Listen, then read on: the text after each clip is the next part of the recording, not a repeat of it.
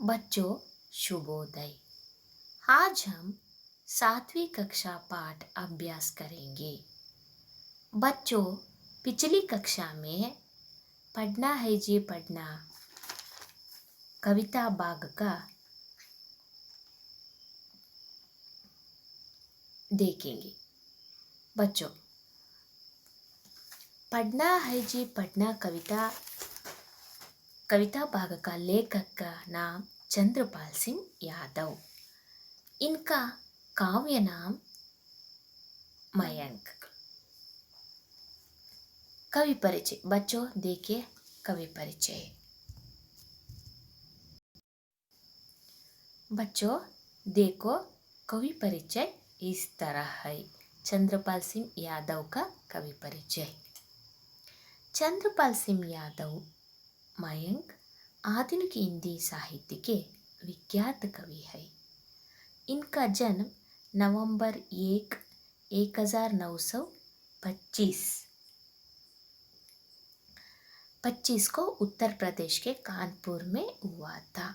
इन्होंने कई बाल गीतों की रचना की है।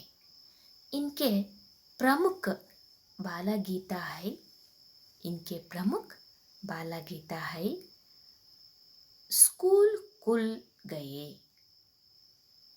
स्कूल खुल गए, का लो आम, का लो आम, एक रहे है, एक रहे है, एक रहेंगे, एक रहेंगे, दीपों की कतार, दीपों की कतार,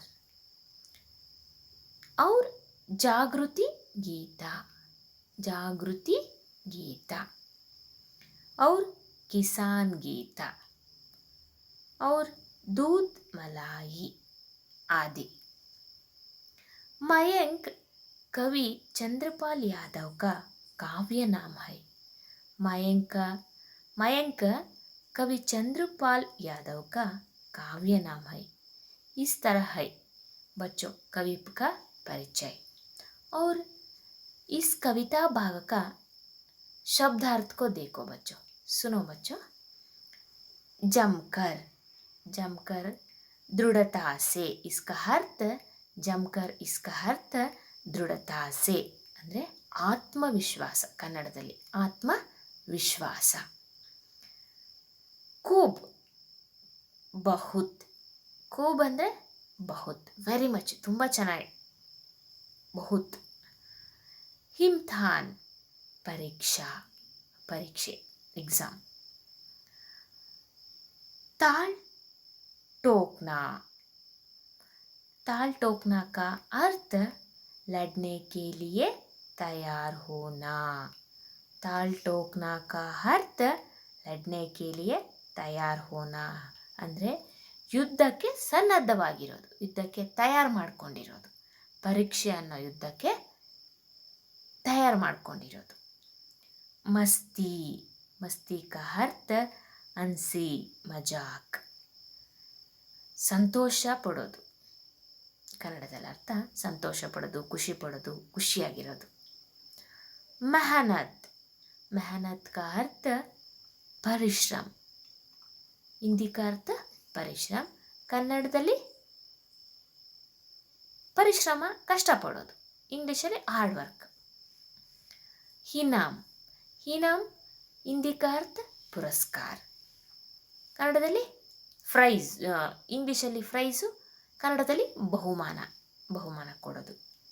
ಮದದ್, ಮದದ್ का ಹಿಂದಿ का अर्थ ಸಹಾಯತ, ಇಂಗ್ಲೀಷಲ್ಲಿ ಹೆಲ್ಪು, ಸಹಾಯ ಮಾಡೋದು, ಕನ್ನಡದಲ್ಲಿ ಇನ್ನೊಬ್ಬರಿಗೆ ಸಹಾಯ ಮಾಡೋದು। ಪಥ, पथ का हिंदी का अर्थ मार्ग, पथ का हिंदी का अर्थ मार्ग, मार्ग ಕನ್ನಡದಲ್ಲಿ ದಾರಿ, ಒಳ್ಳೆ ದಾರಿನಲ್ಲಿ ಹೋಗೋದು। रास्ता, मार्ग, रास्ता इस तरह है। सुनो बच्चों, ಮಕ್ಕಳೇ ಇವಾಗ ಪಡ್ನಾ ಹೈ ಜಿ ಪಡ್ನಾ ಕವಿತೆನ ಓದ್ತೀನಿ, ಇನ್ನೊಂದು ಸಲ ನೋಡ್ಕೊಳ್ಳಿ, ಪುನರಾವರ್ತನೆ, ಹಬ್ ಪುನರಾವರ್ತನೆ ಕರೆಂಗೆ। पढ़ना है जी पढ़ना कविता भाग का पुनरावर्तन करेंगे। अब देखो बच्चों, सुनो बच्चों, इस कविता के द्वारा बच्चे पढ़ाई और मेहनत का महत्व समझते हैं। इस कविता के द्वारा ಈ ಕವಿತೆ ಮುಖಾಂತರ ಮಕ್ಕಳಿಗೆ ಬಚ್ಚೋ ಪಢಾಯಿ और मेहनत के महत्व समझते हैं। ಮಕ್ಕಳಿಗೆ ಅವರ ಓದಿನ ಬಗ್ಗೆ ಮತ್ತು ಅವರ ಓದೋದಕ್ಕೆ ಪರಿಶ್ರಮ ಪಡೋದ್ರ ಬಗ್ಗೆ ಇದರಲ್ಲಿ ವರ್ಣರಂಜಿತವಾಗಿ ಕವಿಗಳು ಚಿತ್ರಣ ಮಾಡಿದ್ದಾರೆ। बच्चों देखो बच्चों और सुनो बच्चों, पढ़ना है जी पढ़ना है, हमको ऊपर चढ़ना है, थोड़े दिन की बात और है, जमकर खूब पढ़ेंगे हम, इम्तिहान में ताल ठोक कर कुश्ती को लड़ेंगे हम, पास इम्तिहान करना है, पढ़ना है जी पढ़ना है। फिर गर्मी की छुट्टी होगी, होंगे मौज मज़े के दिन, पिक्चर होगी पिकनिक होगी, होंगे तब मस्ती के दिन, मेहनत से क्या डरना है, पढ़ना है जी पढ़ना है, पापा मम्मी से लेने है, फिर तो हमको खूब इनाम, मेहनत करने वाले की तो सदा मदद करते भगवान, जीवन पथ पर बढ़ना है, पढ़ना है जी पढ़ना है। ಮಕ್ಕಳೇ, ಈ ಪದ್ಯ ಭಾಗವನ್ನು ನಾನು ರಾಗವಾಗಿ ಹೇಳೋದು ಹೇಗೆ ಅಂತ ನಿಮ್ಗೆ ಆಲ್ರೆಡಿ ಒಂದು ವಿಡಿಯೋನ ಕಳಿಸಿದ್ದೆ ಅಲ್ವಾ, ಅದರಲ್ಲೆಲ್ಲ ಕೇಳ್ಕೊಂಡಿದ್ದೀರಾ, ರಾಗ ಲಯಬದ್ಧವಾಗಿ ಅಂತ ತಿಳ್ಕೊಂಡಿದ್ದೀನಿ, ಆಯಿತಾ?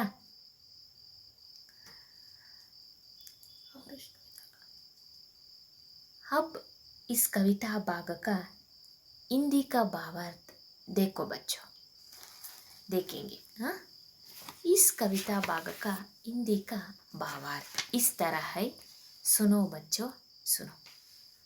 कवि श्री चंद्रपाल सिंह यादव मयंक कहते हैं कि बच्चों बच्चों को मन लगाकर पढ़ना चाहिए, बच्चों मन लगाकर पढ़ना ज़रूरी चाहिए। वे कहते हैं कि बच्चों को पढ़ाई एवं परिश्रम जीवन के दो पहलू हैं।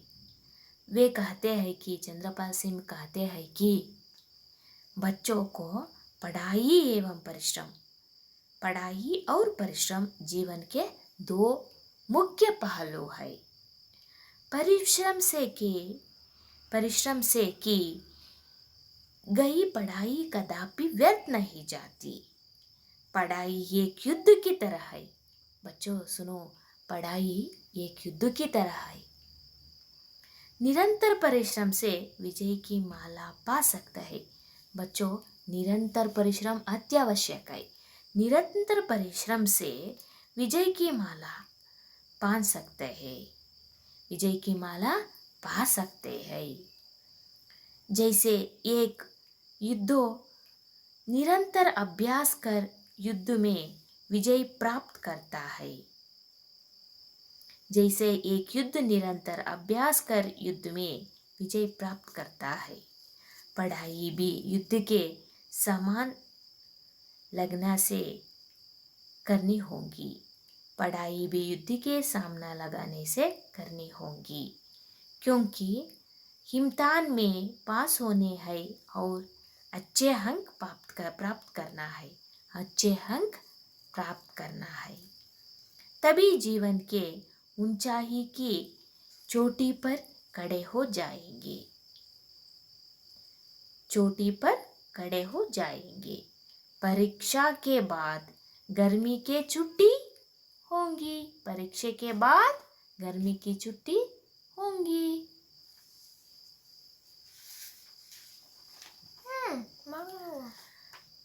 मौज मस्ती के दिन होंगे, पिकनिक पिक्चर मौज मजे के दिन का आस्वाद ले सकेंगे, आस्वाद ले सकेंगे। तो मेहनत करने से डर क्यों? मन लगाकर पढ़ना है। सब बच्चों मन लगाकर पढ़ना अत्यावश्यक और ज़रूरी है। हमें पापा मम्मी से खूब इनाम लेने होंगे। जब हम मेहनत करते हैं तो भगवान भी हमें सहायता करेंगे। हमेशा भगवान मेहनत करने वाले बच्चे के पक्ष में होंगे। हमेशा हमेशा भगवान मेहनत करने वाले बच्चों के पक्ष में होंगे। जीवन में प्रगति के लिए, उन्नति के लिए, आगे बढ़ने के लिए पढ़ाई की मेहनत जरूरी है बच्चों। बच्चों, जीवन में प्रगति के लिए, उन्नति के लिए, आगे बढ़ने के लिए पढ़ाई की मेहनत जरूरी है। इस तरह कवि बच्चों को समय के सदुपयोग, परिश्रम, पढ़ाई लगना, शिस्त, संयम के बारे में बताते हुए जीवन में आगे बढ़ने के लिए, अच्छे अंकों का प्राप्त करने के लिए परिश्रम जरूरी है, इस तरह सलाह देता है।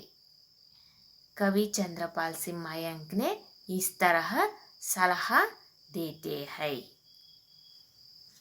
बच्चों, ಈಗ ಹಿಂದಿ ಭಾವಾರ್ಥವನ್ನು ಕೇಳಿದ್ರಿ. ಈಗ ಇದರ ಕನ್ನಡ ಭಾವಾರ್ಥವನ್ನು ನೋಡೋಣ. ಕನ್ನಡದಲ್ಲಿ ಇದರ ಭಾವಾರ್ಥ ಏನು ಅನ್ನೋದನ್ನು ತಿಳ್ಕೊಳ್ಳೋಣ.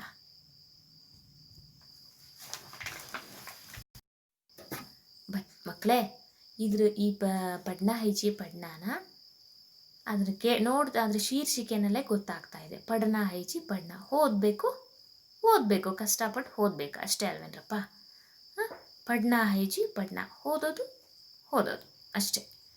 ಪಡ್ನ ಈಗ ಓದೋಕ್ಕೆ ಬಂದಿದ್ದೀವಿ. ಈಗ ನಾವು ಓದೋ ವಯಸ್ಸಲ್ಲಿ ಓದಲೇಬೇಕು. ವಯಸ್ಸಾದ್ಮೇಲೆ ಓದೋಕ್ಕಾಗತ್ತಾ? ನಾವು ಯಾವ ವಯಸ್ಸಲ್ಲಿ ಯಾವುದನ್ನು ಮಾಡಬೇಕು ಅದನ್ನು ಮಾಡಿದ್ರೇ ಸಾರ್ಥಕತೆ ಇರೋದು, ಅದು ಮಾಡಿದ್ರೇ ಲಕ್ಷಣ. ಅದಕ್ಕೆ ಪಡ್ನ ಹೈಜಿ ಪಡ್ನ ಅಂದರೆ ಚೆನ್ನಾಗಿ ಓದೋಣ. ಈ ಕವಿತೆಯ ಮುಖಾಂತರ ಕವಿಗಳು ಚಂದ್ರಪಾಲ್ ಸಿಂಗ್ ಯಾದವ್ ಅವರು ಮಕ್ಕಳಿಗೆ ಈ ರೀತಿಯಾಗಿ ತಮ್ಮ ಕವಿತೆಯ ಮುಖಾಂತರ ಸಂದೇಶವನ್ನು ವರ್ಣಮಯವಾಗಿ, ವರ್ಣರಂಜಿತವಾಗಿ ಈ ರೀತಿಯಾಗಿ ತಿಳಿಸಿದ್ದಾರೆ. ಮಕ್ಕಳೇ, ತುಂಬ ಚೆನ್ನಾಗಿದೆ ಈ ಪದ್ಯ ಅಲ್ವಾ? ಇನ್ನು ಶುರುಗೆ ಇಟ್ಟಿರೋದ್ರಿಂದ ಹೇಗೆ ಓದಬೇಕು, ಹೇಗೆ ನಾವು ವರ್ಷ ಪೂರ್ತಿ ನಾವು ಒಳ್ಳೊಳ್ಳೆ ಅಭ್ಯಾಸಗಳನ್ನ ಅಳವಡಿಸ್ಕೋಬೇಕು ಅನ್ನೋದನ್ನು ಈ ಪದ್ಯ ಮುಖಾಂತರ ನಾವು ತಿಳ್ಕೊಬಹುದು ಕೂಡ.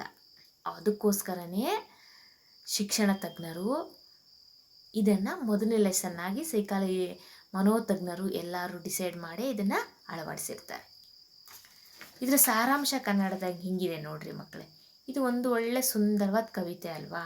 ಈ ಪದ್ಯದಲ್ಲಿ ಚಂದ್ರಪಾಲ್ ಸಿಂಗ್ ಯಾದವ್ ಅವರ ಕಾವ್ಯನಾಮ ಯಾವುದು?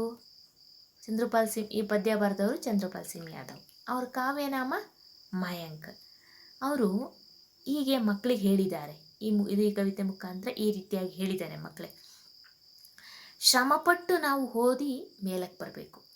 ಸುಮ್ಮನೆ ಶ್ರಮ ಇಲ್ಲದೆ ಮೇಲಕ್ಕೆ ಬರೋದಕ್ಕೆ ಸಾಧ್ಯ ಇಲ್ಲ. ಜೀವನದಲ್ಲಿ ಪ್ರಗತಿ ಹೊಂದೋಕ್ಕೆ ಸಾಧ್ಯ ಇಲ್ಲ. ನಾವು ಪರಿಶ್ರಮ ಪಟ್ಟು ಚೆನ್ನಾಗಿ ಓದಿ ಮಾತ್ರ ಮೇಲಕ್ಕೆ ಬರೋದಕ್ಕೆ ಸಾಧ್ಯ ಇದೆ. ಅದಕ್ಕೆ ಹೇಳ್ತಾ ಇದ್ದಾರೆ ಕವಿಗಳು, ಶ್ರಮಪಟ್ಟು ಓದಿ ಮೇಲಕ್ಕೆ ಬನ್ನಿ ಅಂತ. ಇನ್ನೇನು ಸ್ವಲ್ಪ ದಿನಗಳೇ ಉಳಿದಿವೆ, ಪರೀಕ್ಷೆ ಬರ್ತಾ ಇದೆ ಹತ್ರಕ್ಕೆ. ಇನ್ನೇನು ಸ್ವಲ್ಪ ದಿನ ಇದ್ದಾವೆ. ಈ ಸಮಯನ ನಾವು ಹಾಳು ಮಾಡ್ಕೋಬಾರ್ದು. ಈ ಸಮಯನ ತುಂಬ ಯೂಸ್ಫುಲ್ಲಾಗಿ ಯುಟಿಲೈಸ್ ಮಾಡ್ಕೋಬೇಕು ನಾವು ನಮ್ಮ ಜೀವನದಲ್ಲಿ ಅನ್ನೋದು ಇದ್ರ ಮುಖಾಂತರ ಹೇಳ್ತಾ ಇದ್ದಾರೆ. ಇನ್ನೇನು ಅಂತಿಮ ಘಟಕ ಪರೀಕ್ಷೆ ಬರ್ತಾ ಇದೆ, ಅಂತಿಮ ಘಟ್ಟದ ಕೊನೆ ಆ್ಯನ್ಯುವಲ್ ಎಕ್ಸಾಮ್ ಬರ್ತಾ ಇದೆ. ಅದನ್ನು ನಾವು ಧೈರ್ಯವಾಗಿ ಪರೀಕ್ಷೆಯನ್ನು ಎದುರಿಸ್ಬೇಕು. ಸುಮ್ಮನೆ ಧೈರ್ಯವಾಗಿ ಅಂದರೆ ಸುಮ್ಮನೆ ಧೈರ್ಯವಾಗಿ ಹೋಗಿ ಕೂತ್ಕೊಂಡು ಎದುರಿಸೋದೇನು, ಬರೆಯೋದೇನು ಅಲ್ಲ. ಅದಕ್ಕೆ ತಕ್ಕವಾದಂತಹ ತಯಾರಿಯನ್ನು ಮಾಡ್ಕೋಬೇಕು ನಾವು. ಎಲ್ಲ ಅದನ್ನು ಓದ್ಕೊಂಡಿರ್ಬೇಕು. ಒಂದು ಪಾಠ ಓದ್ಬಿಟ್ರೆ ಅದ್ರಲ್ಲಿ ಕ್ವಶನ್ ಆನ್ಸರು ಮತ್ತು ಯಾರಿಗೆ ಹೇಳಿದ್ರು ಅರ್ಥ ಏನು ಕೇಳಿದ್ರೂ ಅದ್ರಲ್ಲಿ ಬರೆಯಂಗಿರಬೇಕು. ಆ ರೀತಿಯಾಗಿ ನಾವು ಪೂರ್ಣವಾಗಿ ತಯಾರಿಯನ್ನು ಮಾಡಿಕೊಂಡು ನಾವು ಆ ಪರೀಕ್ಷೆಯನ್ನು ಎದುರಿಸ್ಬೋದು ಅಲ್ವಾ? ಸುಮ್ಮನೆ ಧೈರ್ಯವಾಗಿ ನಾನು ಚೆನ್ನಾಗಿ ಧೈರ್ಯವಾಗಿದ್ದೀನಿ ಹೋಗಿ ಎದುರಿಸೋಕ್ಕಾಗತ್ತಾ? ಇಲ್ಲ. ತಲೆ ಒಳಗಡೆ ಇದ್ದರೆ ಮಾತ್ರ ಹೋಗಿ ಕುತ್ಕೊಂಡು ಕ್ವಶನ್ ಪೇಪರ್ ಕೊಟ್ಟ ತಕ್ಷಣ ಕದ್ದು ಬಗ್ಸ್ಕೊಂಡು ಎಲ್ಲ ಆ ಕಡೆ ಈ ಕಡೆ ನೋಡಿದೆ ನೀಟಾಗಿ ಬರಿಬೋದು. ಇಲ್ಲಾಂದರೆ ಆ ಕಡೆ ಈ ಕಡೆ ನೋಡ್ಕೊಂಡು ಅವ್ರನ್ನ ಇವ್ರನ್ನ ಕೇಳ್ಕೊಂಡು ಮಾಡಬೇಕಾಗತ್ತೆ, ಹೌದಲ್ವಾ? ಆಮೇಲೆ ಯೋಧರು ಕವಿ ಹೇಳ್ತಾ ಇದ್ದಾರೆ ಹೇಗೆ ನಾವು ಪರೀಕ್ಷೆಯನ್ನು ಚೆನ್ನಾಗಿ ಎದುರಿಸಿ ಚೆನ್ನಾಗಿ ಓದಿ ಚೆನ್ನಾಗಿ ಬರೆದು ಒಳ್ಳೆಯ ಅಂಕಗಳನ್ನ ಪಡಿಬೇಕು. ಮತ್ತು ಯೋಧರಿಗೂ ಕೂಡ ಈ ಪರೀಕ್ಷೆಯನ್ನು ಓದಿಸಿದ್ದಾರೆ. ಯೋಧರು ಯುದ್ಧ ಇವಾಗ ಆಗುತ್ತೆ ಅಂದರೆ ಈಗ ತಡೆಯಪ್ಪ ನಾನು ಶಸ್ತ್ರಾಭ್ಯಾಸ ಮಾಡ್ತೀನಿ ಅಂತ ಹೋಗ್ತಾರಾ? ಇಲ್ಲ, ಯಾವಾಗಲೂ ರೆಡಿಯಾಗಿ ನಿಂತಿರ್ತಾರೆ. ಯುದ್ಧನ ಸರಿ ಇವಾಗಲೇ ರೆಡಿ ಬರ್ತೀವಿ ಅಂತ. ಹಂಗೆ ನೀವು ಸಹ ಪರೀಕ್ಷೆ ಇವಾಗ ಮಾಡ್ತೀರಾ, ಯೂನಿಟ್ ಟೆಸ್ಟ್ ಮಾಡ್ತೀರಾ, ಮಂತ್ಲಿ ಟೆಸ್ಟ್ ಮಾಡ್ತೀರಾ, ಆ್ಯನ್ಯುವಲ್ ಮಾಡ್ತೀರಾ, ಮಾಡಿರಿ ಈಗಲೇ ಮಾಡಿರಿ ಅನ್ನಂಗಿರ್ಬೇಕು. ಹಂಗಿರಬೇಕು, ಎವರ್ ರೆಡಿ ಯಾವಾಗಲೂ.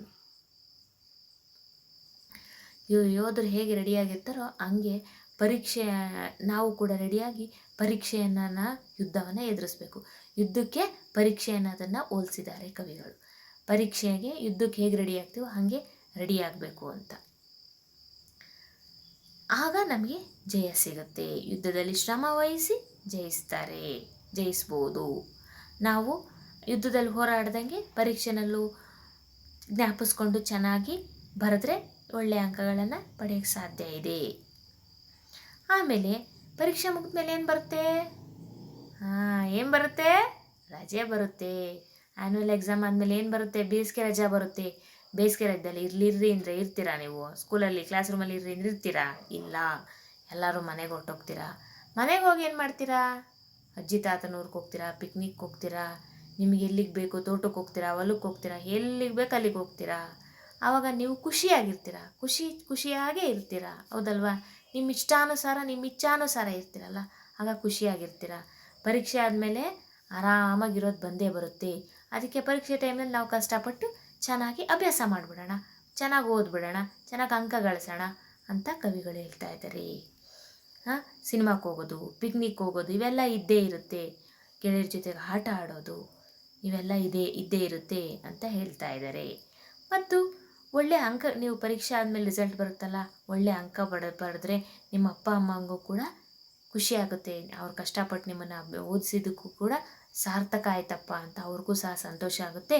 ಅದಕ್ಕೆ ಇನ್ನೂ ಒಂದಷ್ಟು ಇನಾಮ್ ಕೊಡ್ತಾರೆ, ಅವರು ಪ್ರೈಸ್ ಕೊಡ್ತಾರೆ, ಅಂದರೆ ಬಹುಮಾನ ಕೊಡ್ತಾರೆ. ನಿಮ್ಗೇನು ಬೇಕು?